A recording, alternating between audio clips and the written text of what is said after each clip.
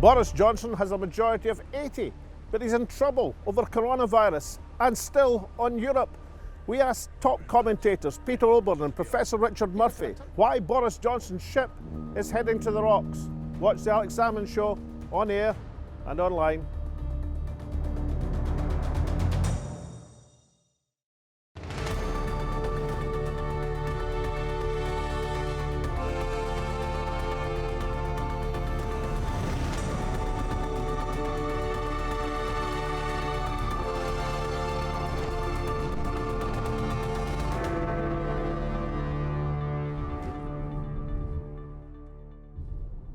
Welcome to the Alex Salmond Show, where we look at the Westminster autumn session of Parliament under the shadow of the long COVID pandemic.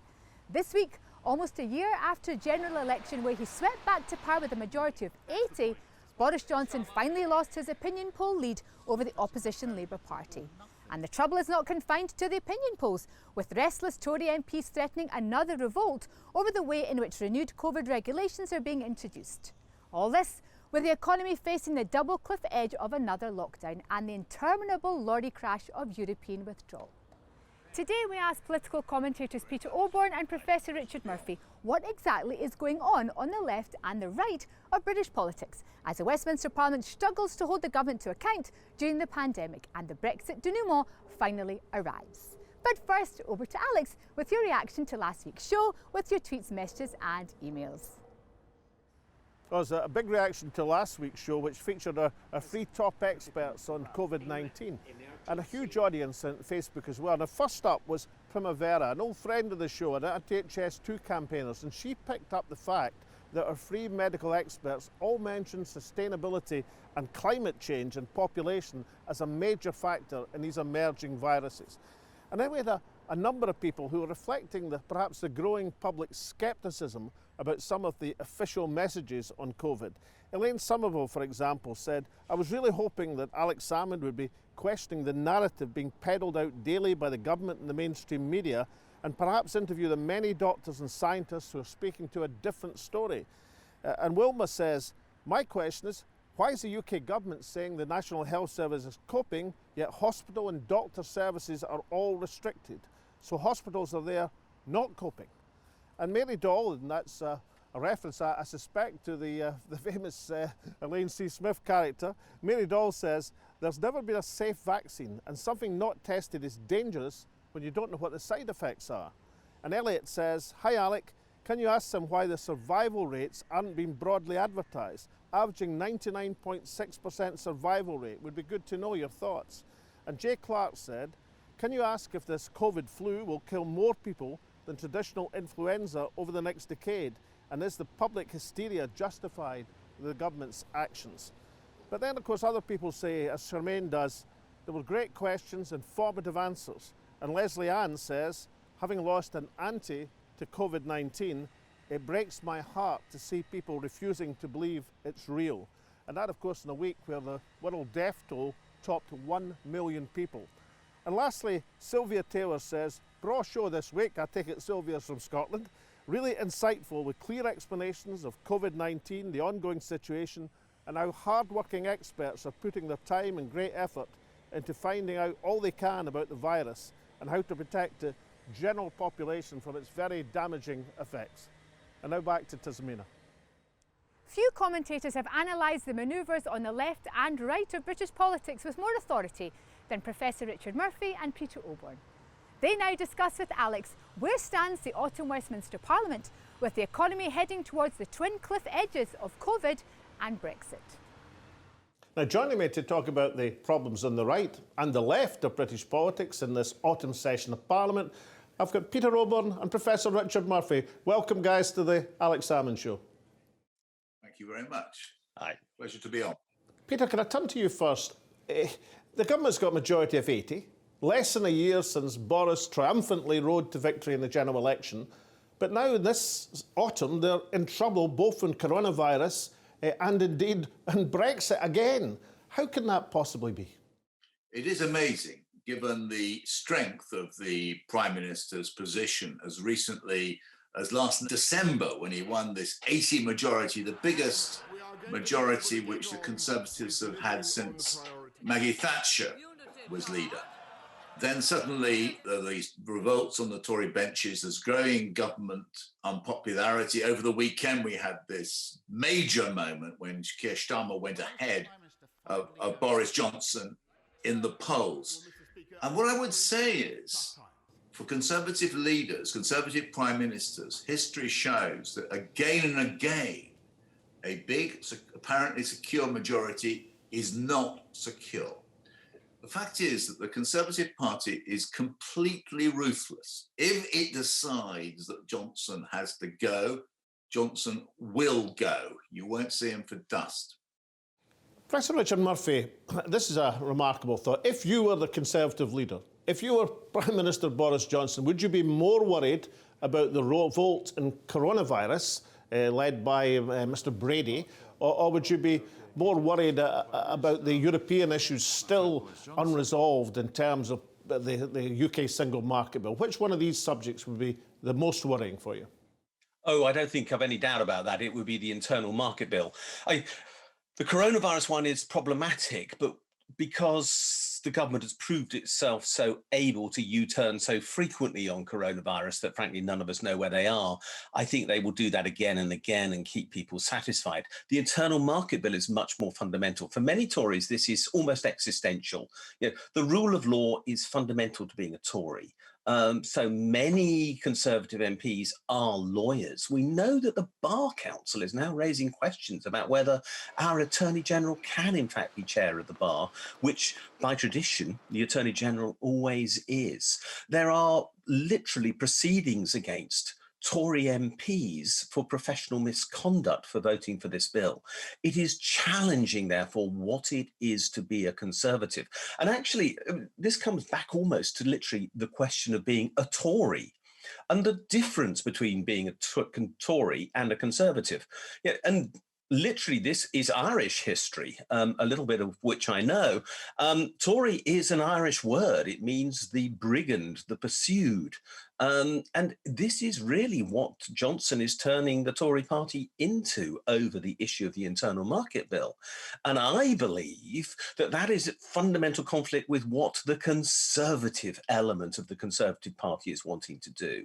And it's that conflict within the Tories themselves that is now becoming apparent for all to see, and which is straining the party itself to its limits. And I believe that's why it's the real threat to Johnson.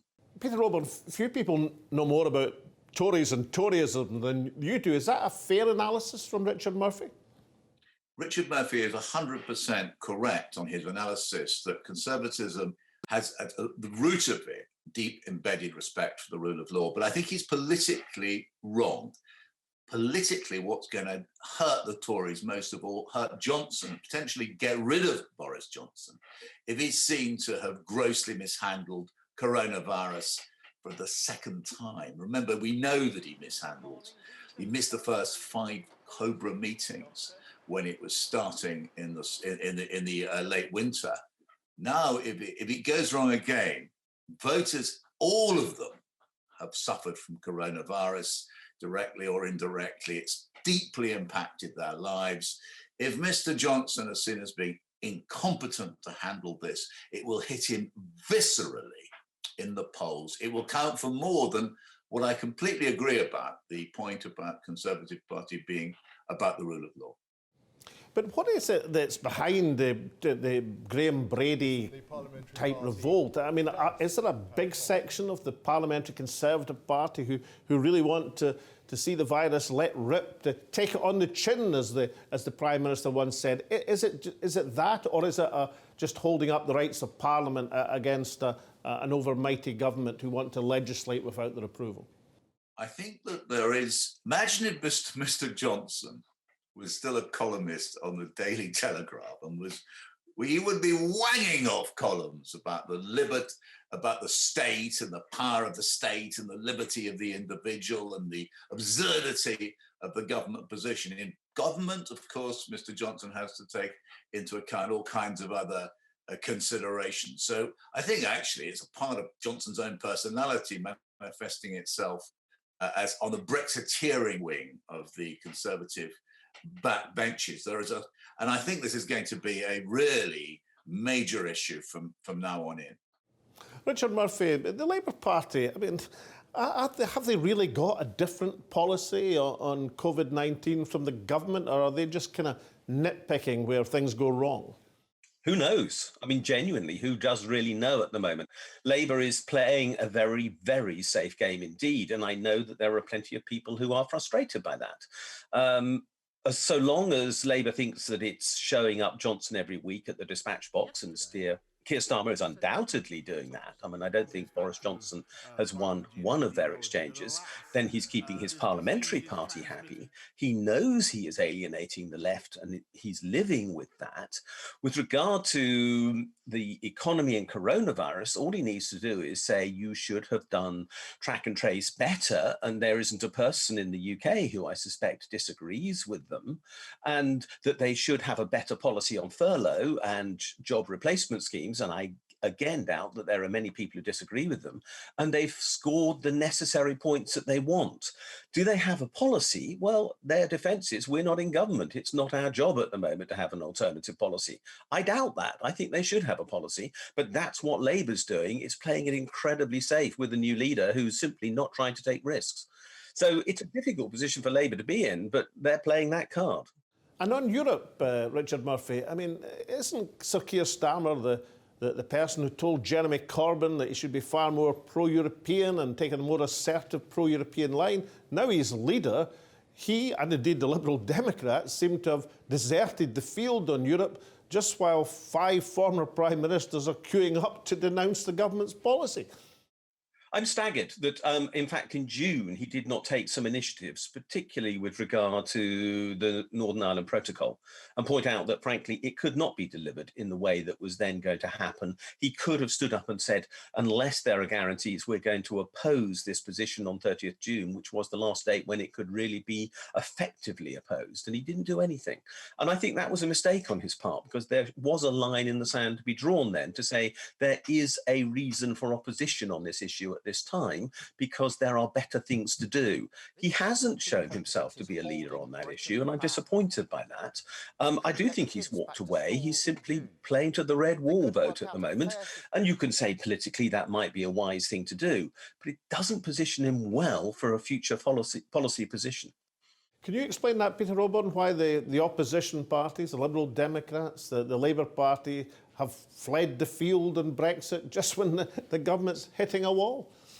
It's pure politics. Again, I find myself agreeing with Richard Murphy entirely about the missed opportunity, particularly on Northern Ireland, but also on every other issue. But here, it is obvious that Keir Starmer is playing a 5-year game. He thinks that I've got 4 years to let the government make a greater and greater mess of things. He's going from the, isn't it Napoleon who said, never interrupt the enemy when he is making a mistake. It's incredibly cautious. He's portraying, as Richard Murphy says, a lot of things he believes in, but he is a man with his eyes set firmly on Downing Street. Peter, do you think these socially distanced conferences are going to catch on after Keir Starmer's speech, which seemed to be out in a balcony at the Labour Party headquarters, as far as I could make out? Are these going to catch on, or are we going to get back to the old style when times are more normal?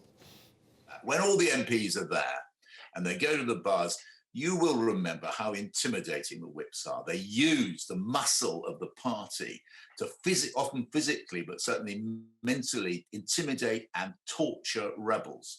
With so many MPs back in their constituencies, that they're less easy to intimidate. And the second thing is that Keir Starmer is a very good interrogator in the Commons. He's greatly helped by the fact he hasn't got 350 Tories on the benches baying at him. It's more like a courtroom for him now, which is a very familiar atmosphere for Sir Keir Starmer QC. Now, join us after the break, where our 2 experts will turn to Sir Keir Starmer's prospects as leader of the Labour Party. Could he really be the next Prime Minister? And we'll look in detail at the challenges from Scotland and Ireland to the Johnson government. Join us then. Welcome back. Alex is in conversation with top commentators Peter Oborne and Professor Richard Murphy about the autumn session of the Westminster Parliament, where the discussion now turns to the Labour Party and to Scotland. Professor Richard Murphy, Keir Starmer's now ahead, in one opinion poll at least, for the first time since the election. Will that sort of quieten any sort of doubts among the Labour Party about his quiet, softly style? I doubt it. The Labour Party is an odd beast and it's made up of many parts. But the real question, which I'm hearing from people who I'm talking to, and I make sure I do, is why are we only ahead in one opinion poll? At this stage, given the disasters that are going on inside the Conservative Party, given what has happened in the economy, what is going to happen with regard to jobs, what is happening with regard to coronavirus, surely they should be ahead by a massive margin. That's what parties have to do if they're going to win power. And it's taken Labour a long time to get close to being even nearly ahead. Now, you can say they pulled back 25+% from where they were in April, and of course that's good news. But I'm not sure that just being ahead at this moment is good enough. Now, Peter Oborne, you've been quite an admirer of Sir Keir Starmer's style of leadership thus far. Do you think it is enough? Do you think this softly, catchy monkey approach is enough? We're living through the biggest national crisis since the 1930s. Now, in those circumstances, to have a man of Johnson's style of politics, jokey, fun, celebrity politics, I wonder whether he is, as we move into a very dark period in not just British history, but global history, whether that is the style of leader which people are going to want. Now, the question is in due course, what may replace him? We're going to see an interesting replacement probably in the United States, Trump for Biden. Will that lead a sort of great swaggering alpha male replaced by rather a dullard? No. Are we going to see something similar here? No, maybe the change will come from within the Conservative Party, but if matters are as grave as I believe they are now, I don't rule out, I'm not saying I know how it will happen, but I do not rule out the possibility of a coalition government and Prime Minister Starmer before the next general election is due. Richard Murphy, Peter Oborne focusing there on the tanking economy. And one of the paradoxes of the current polls is as the economy hurtles towards this cliff edge as a result of the COVID lockdown, the impact on the world economy, the Chancellor of the Exchequer's political stock seems to be rising. So how do you explain that, the tanking economy, but rising prospects for the Chancellor of the Exchequer? I think the Chancellor's fortunes are at their absolute peak at the moment, to be honest, Alex, and they're going to be tanking pretty darn soon. He has failed dismally to replace the furlough scheme.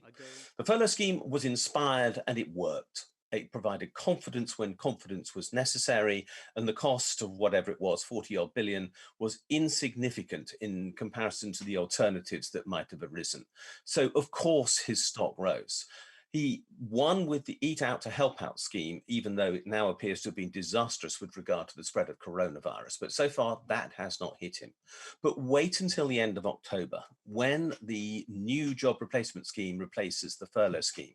Wait until early 2021, when companies are beginning to have to pay their back taxes, which have not so far been paid, when they have to begin to pay their rents, which have not been paid, mortgage deferment holidays begin to end, and cash flow crises are going to emerge right across the economy. Wait until there are people literally by the million, and I do mean by the million, becoming unemployed, because that is inevitable now. And most people are seriously underestimating how many million that is. I think we are talking at least 5 million unemployed. I cannot see otherwise with this new job retention scheme, because it is effectively an unemployment creation scheme. It has a perverse incentive within it to encourage employers to make people redundant, which could not be worse designed if you tried. And at that moment, is Rishi Sunak going to appear to be the guy who's going to save us all from problems? No, he's going to look like George Osborne did when George Osborne introduced a range of measures in budget after budget, which all went wrong, from the pasty tax to the caravan tax to all sorts of other things that time and again had to be reformed because he had made mistakes. And I believe he's going to look like a really troublesome chancellor who's failed to understand the scale of the problem he's facing. And austerity, which is his subtext, is the last thing that people in this country want. So, Peter Oborne, is there an air of unreality about the severity of the economic outlook? Very much so, I'm afraid, Alex. I'm reminded of I used to watch them a lot, the Looney Tunes Roadrunner cartoons. Do you remember when Roadrunner would be chasing or being chased and he hurtles over a cliff and his little legs keep him up in the air for a little while. Then he looks down and sees, and then he goes whoosh all the way down to the bottom. And I'm afraid what I greatly fear is we're now in a moment where those little legs are keeping him above. We're in a situation where our little legs are keeping us afloat, but we're going to have a big fall down the cliff soon. So let's look lastly at the challenges from Scotland and from Ireland. Now, let's turn to Ireland first. The UK single market bill, the government seemed almost oblivious to the impact of that and the delicate balance of Northern Irish politics. How do we explain that, Richard Murphy? How do we explain that there was so little discussion about blithely saying we're going to breach international law, but only in certain respects, in terms of its impact on this balancing act of Ulster politics? I think it's staggering ignorance is the only thing that one can use to explain this. The fact is that we've seen it that Tory ministers didn't know some very basic things. We had a Northern Ireland secretary who didn't know that Catholics voted for nationalist parties and Protestants voted for unionist parties. And she admitted as such in public. So I have to say, it seems to me that we're talking about an issue of pure outright ignorance and indifference to the consequences for Northern Ireland amongst the Conservative Party. And that shocks me, still does shock me. Peter Oborne, has the government achieved the remarkable result of uniting unionism and nationalism in Northern Ireland in distrust of the Westminster government? One thing I would add to Richard Murphy's excellent analysis back then is that the Times newspaper had 10 days or so ago, Francis Elliott, the political editor, very important analysis of the predicament facing Mr. Johnson, including a revelation, which I hadn't seen before, about how Brandon Lewis, the Northern Irish secretary, came to make this statement that he was ready to break international law. According to Francis Elliott and the Times, it was actually drafted for him by a junior special advisor reporting to Dominic Cummings inside Downing Street. And so it was set for him really by, and for Johnson, it doesn't seem to really know much about it. On a matter of such importance, where you have a cabinet minister setting out a policy of breaking international law, to have been set for him by a special advisor and not complaining about it, by the way, just doing submissively what he's told by Dominic Cummings's representative, it does tell you something horrible, actually. I think horrible is the right word about the way this government is progressing at the moment. Well, the moral of the story is perhaps read your briefs at all time. But let's turn lastly to Scotland. And how are this terrible trio at the head of the Conservative Party, Dominic Cummings, Michael Gove, the Prime Minister himself, how are they going to deal with the pesky Scots, Sir Richard Murphy? How are they going to deal with this resurgent Scottish nationalism, support for independence we're seeing in the polls, when they assumed that coronavirus would help see it off? I don't think they are going to deal with it. I think they're just going to think they can weather it out. They believe that it is their right to refuse a Section 30 referendum. They have to grant they think the right to that referendum, and they believe they can refuse to grant their right to that referendum by using this power given to them, and therefore they're not going to give it. And they believe that is sufficient. I simply think they're wrong. And the May 2021 elections in Scotland for Holyrood are going to be absolutely pivotal, because I don't see the Tories doing well in those elections. They have a confused leadership, and I do see the SNP doing well, and I can see other nationalist parties doing well, and therefore a nationalist majority is inevitable. What does that lead to? Inevitably to a call for a referendum and a straightforward confrontation, which is going to be very difficult to manage. Peter Oborne, you're heart and soul a unionist. But do you think this unionist government, this Conservative and unionist government, really understands the concept of four nations within this union? That it is still the case, I believe, that our four nations, however ardently Mr. Johnson is setting about trying to disprove this, are better off together. And finally, to both of you, if I had to ask you to put your finger on one thing that's going to dictate the future of UK politics, would it be the economy stupid, or is there other aspects that we should be looking for over the next few months as dominating the political landscape? You first, Richard Murphy. Students in rebellion is going to be something that's going to happen this term. They are so unhappy. We are going to see the rise of youth political awareness again. Come January, there's a very real chance we're going to see food shortages, and people who can't feed their children are very angry. Expect there to be mothers out on the streets, literally, who can't feed their children. And I honestly see that is going to happen. How else can we manage Brexit if we have queues of 7,000 lorries? And third, unemployed people have nothing to lose. And when people have nothing to lose and they can see their houses, whether they own them, whether they rent them, disappearing from underneath them, are going to be demanding change. The recipe at the moment for change is literally, well, put those three into a cauldron, turn it up to high and see what happens. And that's what's going to be the future for us over the next 9 months. And Peter Oborne, that's an almost apocalyptic outlook from Richard Murphy. Do you see the problems and the rising tensions as seriously as he does? But if there is an economic catastrophe, then I think we are going to live through a very, very difficult and challenging time. Difficult, challenging times, but of course plenty of opportunities for copy for political commentators like the two experts from the left and the right of British politics that we've seen today. Peter Oborne, Professor Richard Murphy, thank you very much for joining me on the Alex Salmond Show. Huge pleasure, Alex. Thank you. For a minority government such as Theresa May's, to lose parliamentary votes is unfortunate. But for a majority government to be on the run from its own backbenchers, well, that's downright careless. The Brexiteer troika at the heart of the Tory government, Johnson, Gove and Cummings, totally triumphant only a year ago, now look desperate and inept as the hard realities of COVID and Brexit are stubbornly to be brought into line with their own prejudices. Taking on the civil service, the courts or the BBC will be the least of their challenges if they cannot control even their own MPs. They face storms from within and without. Even as the economy tanks, the stock of the Chancellor rises and the Labour Party looks just about electable, while the Scots and the Irish are looking restive about the present circumstances of London rule. All of which spells problems for the UK body politic, but will provide endless streams of socially distant copy for our expert commentators, as the Westminster ship heads towards some dark, indefinite shore. And so from Alex, myself and the whole team here, goodbye, stay safe, and we hope to see you all again next week.